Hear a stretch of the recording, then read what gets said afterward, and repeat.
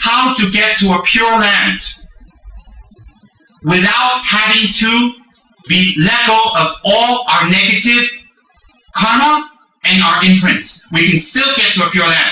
I found the logical answer in His Holiness's teachings on how we can get out of samsara and make samsara cease before we have purified all our negative karma and dispositions. When we see that, basically, one action led to this lifetime, and that during this lifetime we engage in a great many actions based on ignorance, we realize that we are establishing potencies for a great number of lifetimes.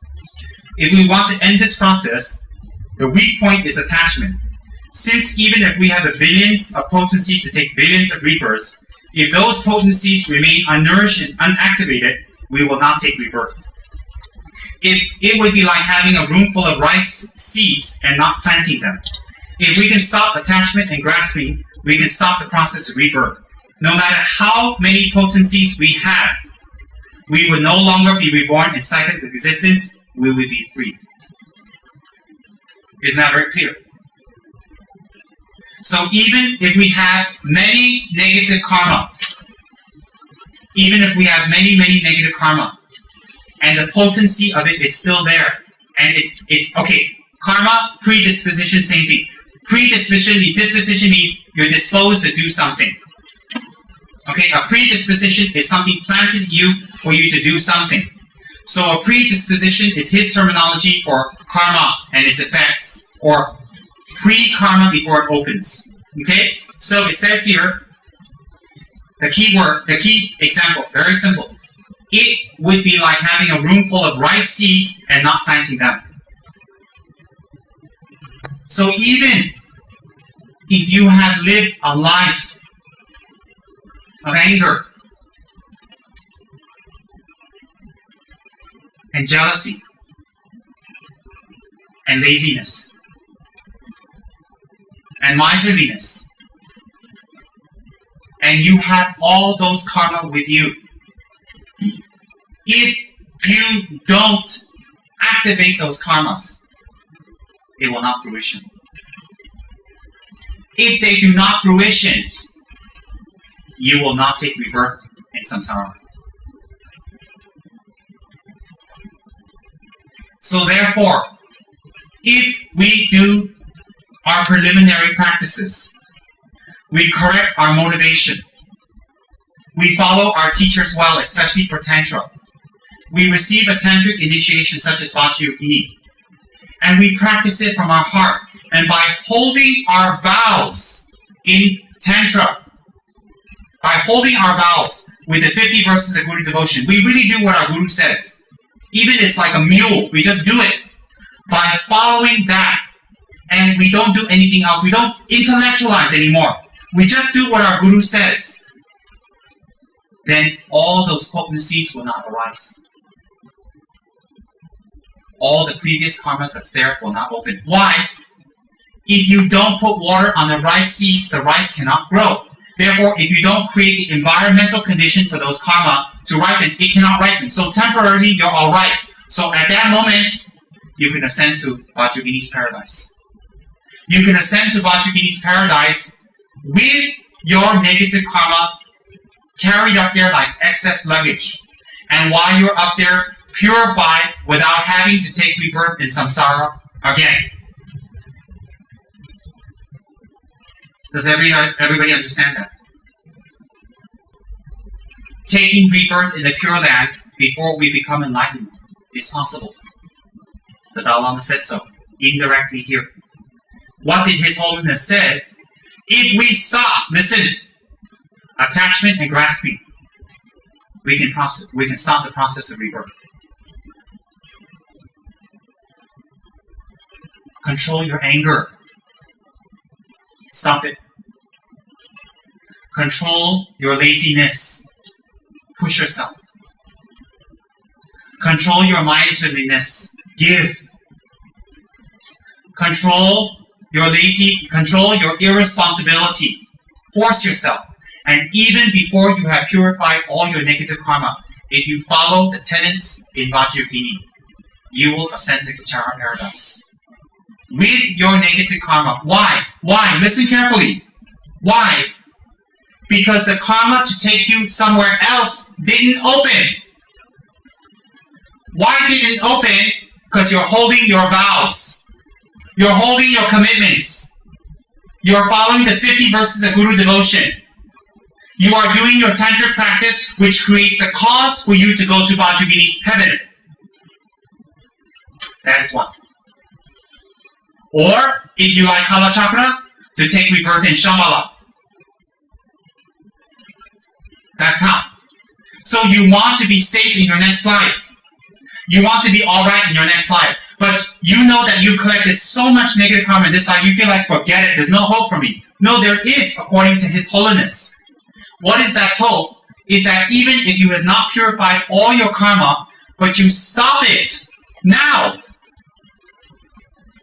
then you don't open it anymore. If you don't steal, you have fear of going back to jail. If you've stolen before you got to jail, and 2 years later you're released, if you don't steal again, you have fear of going to jail. No, but... Listen first. Do you have fear of going to jail? No. You don't have fear. Just face value. Don't go any deeper. If you've stolen before you go to jail, and then you come out and you don't steal again, do you have actual fear of going to jail? No. Okay. But is your record still there? Yes. Are you still an upright citizen? No. No. And next time you go to court, wouldn't that be considered a bad consideration against you, a mark? Yes. Okay. But if you don't steal again, none of that will ever surface again. You don't have to suffer the embarrassment and discrimination for that again. And in the United States, after a certain amount of years, that record is gone. You understand? But I might have stolen. Don't talk about that. Just talk about this right now. Do you understand that? Yes, I do. What you have done before, the karma has not opened yet. You don't have to experience it. So instead of hanging out in the disco, jumping up and down naked, you're at home doing Vajragini's retreat. So the other 500 times you were in the disco, jumping up and down, collecting negative karma, seducing all types of people, that karma is there, right? Yeah. If you do it again, you open that karma again, and everything that comes along with it. If you don't do it, it's there until you go to that environment. If you have a karma to be reborn as a fish, if you don't do any more, you do dharma actions. Instead of being a fish, you can go to Vajragini's heaven. But couldn't it be that the karma to be a fish is stronger than whatever karma I get from being Of course, Vajragini? that's why you need to apply effort. Now, while you have time, of course. So there's... That's why you don't wait till you're old to do dharma practice. But there's a possibility that even if I do Vajragini's practice... No. Then you defy what Lord Buddha says. You're always going on this fear that you might fail. Stop that. Every question you have is on the basis of fear of failing. If you apply effort, why do you have fear of failing? Unless you had an easy life that allows you to fail and you have something to cushion you. Consider this no more cushions. You can't fail. You understand? I didn't ask you whether you accept it. I said you understand. Understand is good enough now. Accept is something else. Everybody understand? Does everybody understand what His Holiness has opened up for us today? You can go to Kichara paradise. You can go to Shambhala paradise. You can go to Tushita paradise, even with all the negative karma you've collected. Don't activate them. How do you not activate them? By stopping them now. So does that mean, oh, I didn't purify all my negative karma before and I can't? No, you can still go. Why? After you receive the empowerments and teachings and practice, and you do it, you are occupying your time doing that as opposed to what you are not doing that has a chance to open up your negative karma. So if you've been stealing and you come out of jail, I make you do community work, the chance of you stealing is less because after community work, you're too tired to steal. You go home and sleep. So if I keep you busy, after a while, you won't steal anymore. So if I give you a practice and you hold your vows and do it, you won't go back to your old habits that open up your negative karma that becomes a vicious cycle again. So temporarily, you put your negative karma on hold. You don't activate it by holding your commitments and vows, by doing your sadhana and offerings and preliminary practices, by doing your sadhana. It will keep that at bay. And if you do it enough, while you're keeping your negative karma at bay, at a hold, you are collecting positive karma and it causes to go to Vajrayogini's heaven. Because Vajrayogini didn't say, if you purify all your karma, you go to my heaven. She said, if you do A, B, and C, you will go there. Does everybody understand? So, as I've been telling you in Tantra, you can have your wealth. You can have your clothes. You can have sex. You can eat. You can have nice clothes and jewelry. You can have it, but in moderation. Because why? If you only focus on that, you will create the negative karma for only having that and being attached to that. Nothing else. Have it in moderation. Everything else be lazy on. Don't be lazy on Dharma. That's our tagline today. Be lazy and relaxed about everything. When it comes to parties, stay home. When it comes to discos, be a lama. Stay home. When it comes to Dharma, be an extrovert. Not an introvert. Why? Dharma is good. When it comes to Dharma, speak. When it comes to Dharma, give. When it comes to Dharma, push. When it comes to Dharma, be embarrassed. Force yourself and do it when it comes to Dharma. Anything else, getting angry, be lazy about it. Talking too much, quiet. When people come for donations, for Dharma, throw the money on them. Give them your ATM card. Give them the code. Give it to me. But when it comes to spending money for yourself and stupid things and things that increase your negative karma, be greedy. Be stingy. When people tell you to stay away for Dharma talk, take your eyes open. When you're on the internet looking at boobity movies, take your eyes closed. Open a little close. Now, the secret is this. I'm not going to stuff it down your throat. Purify your negative karma and otherwise there's no hope. Now we got hope thanks to His Holiness. Aren't we so American now? We're happier because we got a carrot peeler. And, it made our life easier. Before that, it was difficult to peel, and it took a lot of time, and my kids were screaming at me. Now that I got a carrot peeler, it says to me 15 minutes, I got 15 more minutes in my life. My life is all happier. Isn't that so American? One little thing changes the whole life, and they're happy. It's a typical American advertisement. So let's be American in this. With all your negative karma, all you have to do is pay excess luggage, and you can get there. Right now, how do you get to Vajrayogini's heaven? Right now, hold your refuge vows. Don't make excuses anymore. Don't. 2, be in the Dharma, do the Dharma, don't use the Dharma, and don't milk the Dharma, don't take from the Dharma. Do the Dharma. 3, respect your parents. Take care of your parents. Be kind to your parents. Why? That is the basis of Bodhisattva's actions and developing bodhicitta. 4, everybody you come in contact with, talk nice, show a good demeanor, be pleasant, dress well, be clean to make them happy. Train yourselves to make them happy, not you. Then the selfish mind won't be activated again and again and again. Hold your refuge vows. The next step is hold bodhisattva vows. The next step is hold tantric vows. And then do your sadhana, do the talk, you'll be alright. In Vajrayogini's commentary, there's a very famous story of this man named Chating. Chating something, I can't remember his full name. Chating's area he came. When Tibet was taken over by China, he was very angry. This is recent, okay? He's died a few years back. He was very, very angry. He used to go shoot Chinese guards just for the heck of it. Not to defend, not to protect. Not that if you defend yourself, you shoot, that's good either. But even when Chinese guards, the red guards were in China, they would be on a coracle. The skin boats on the lake. When he see them, he would take target practice and make sure they drown. He would enjoy doing that and he loved it. He loves drinking. Gambling is his favorite. He loves womanizing. He loves running around and fighting, rough noise is his favorite. And never taking responsibility, never taking care of his wife, nothing.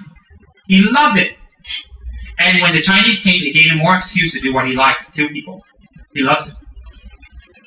And so what happened was, the country was lost, he went into exile, he's still doing his mischievous things. Not as serious as killing anymore, because India does not so easy in India now.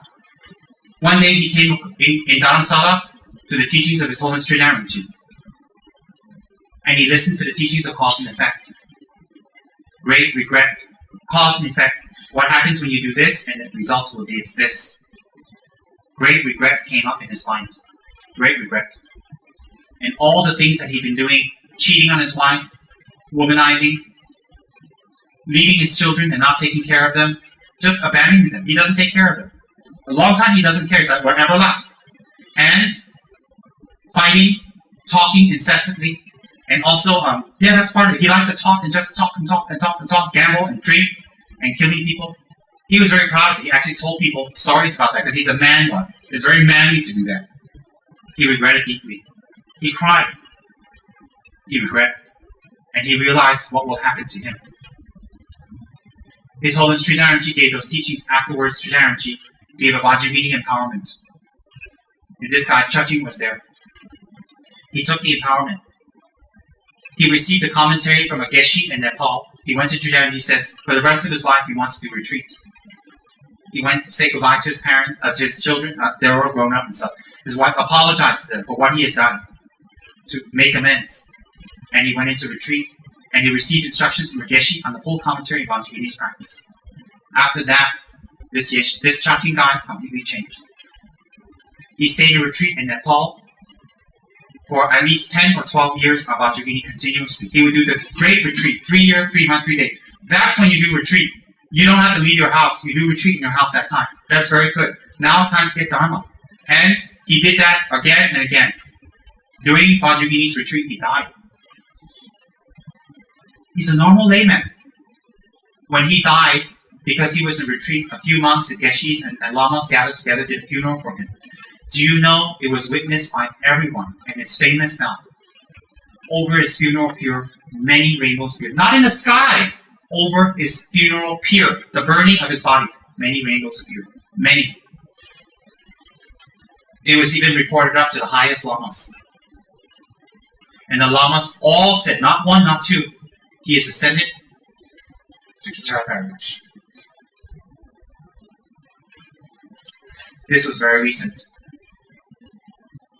I believe it because it matches what His Holiness says, it matches what Swamiji says, and Vajrayogini has that kind of power and potency. And we don't have to leave the negative karma that we have behind us to ascend. We can ascend. And that's the purpose of the teachings I give. That's the purpose of having a center. That's the purpose of the activities we do to reach that state, to ascend Kichara heaven. Where you can take your time to purify your karma. Why? Listen carefully. Nothing in Kichara paradise will make you do things to open up your negative karma. Everything will be conducive to collect merit and to purify what you have brought up there. Do you understand that?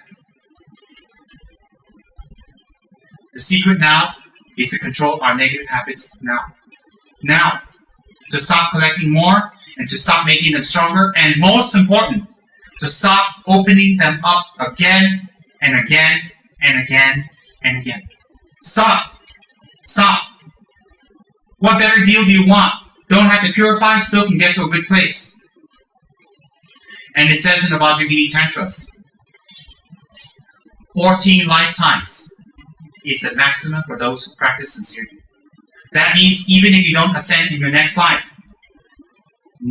you'll be born again. Next life you'll be born in situations and places where you can practice this tantra perfectly. Meet the lamas at a very young age, receive initiation very young, and start practicing, have faith immediately. You at the same time will have good house, good family, good car, good everything, but an added feature, whatever good you have, you will not be attached. You will use it to help your Dharma practice. And you will do your Vajrayogini practice very seriously. And not after 14 or not on the 14th, within 14, you will ascend to Chara Paradise. So, it's very, very positive for us to control our habits now. No matter how subtle. Subtle means what? Obviously, it doesn't look like we're doing anything bad. It's very, very important. Attending Tso. It's very important. And for those who don't have initiation, attending it is a very strong blessing for you to prepare for the future. Why? What will you do doing Tso? You ain't gonna watch TV. You ain't gonna go on the internet like Joe and look for funny sites. You ain't gonna gamble. You ain't gonna say no to donations. You ain't gonna join some weird pop party and do drugs. Doing so, what are you gonna do? You're gonna sit there and so bored, silly, not able to do anything negative, and therefore help you to rehabituate yourself. And actually, you can do mitzvah, or you do your Yidam's mantra doing so. How powerful! Blessed by the Tso mantras and prayers and rituals. Very powerful. That's why even to attend Tso, we need merit. People who break their commitments, it's very hard for them to attend Tso or do the rituals. Or even more serious, go near the lamas, or more serious, to see the lamas as positive and helpful. They will see it as negative. As negative. And they spiral down. And what can we do? Sorry, sometimes nothing. Sometimes nothing. But we don't let go of them. For our practice, we think about them. We can get to Chara Paradise. Everybody must have a Vajrayini statue. As big as possible, filled with the most precious items inside. Don't make one. If you can afford to make a whole bunch, you give it away. Don't let people buy it. Sponsor it. Give it to them. They pray, you collect the merit. Wake up! Wake up! They pray, you collect the merit. Let them think that you're so wonderful, you're so giving, you spent the money. Oh, poor thing. Yeah, poor me. Here, take it. Every day they pray, you collect the merit for you. Isn't that fabulous? Think about it. You should make offerings every day. You should do your prostrations minimum. At least minimum 50 per day. You need it. Look at some of you. My goodness. How many years of Nasi Lemak? Look at you. You're bouncing around, you're swishing and Nasi Lemak sauce. Look. 50 prostration that you should do. Water offerings every day must do with the best quality. Vajra Satra must do every day because they stop negative karma with the correct motivation. And do your sadhanas. Don't miss the Dharma talks. Listen to them. Push yourself. And join in Dharma activities. Why? They help you to do actions that rehabituate negative actions. Dharma work is virtuous. That is why.